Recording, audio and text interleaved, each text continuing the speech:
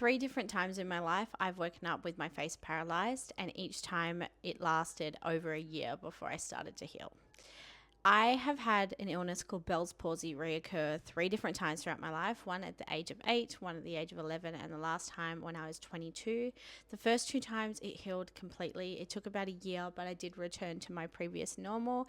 And then at 22 years old, it never went back to normal. I developed some side effects from that. One of those is called synkinesis, where my nerves have kind of rewired a little bit funny, and one of which is residual paralysis. So you may notice during my content when you see me talk, or maybe my head turns a particular way, this side of my face doesn't function as optimally as this side of my face. I have nerves that are like overactive, so this eye is pretty much always twitching when I'm talking. This part of my mouth doesn't actually have as much function as this part of my mouth. This part of my mouth also like lifts up at inappropriate times, like when I lift my eyebrow, for example. Have a look.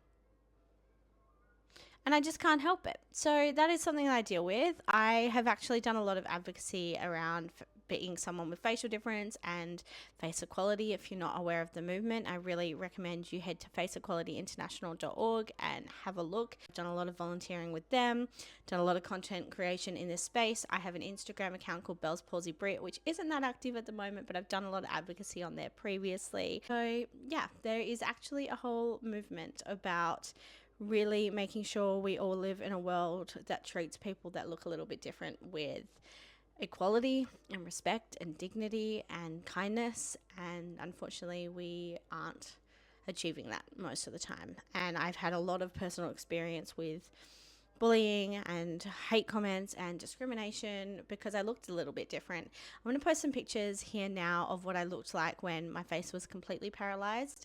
And yeah, now still I have some residual paralysis and some synkinesis that I deal with, but it has been a big journey. I have YouTube videos up on my YouTube channel all about what my journey with Bell's palsy the last time I had it at 22 years old. For context, I'm now 28 years old, so it's been 6 years since the last time I had it.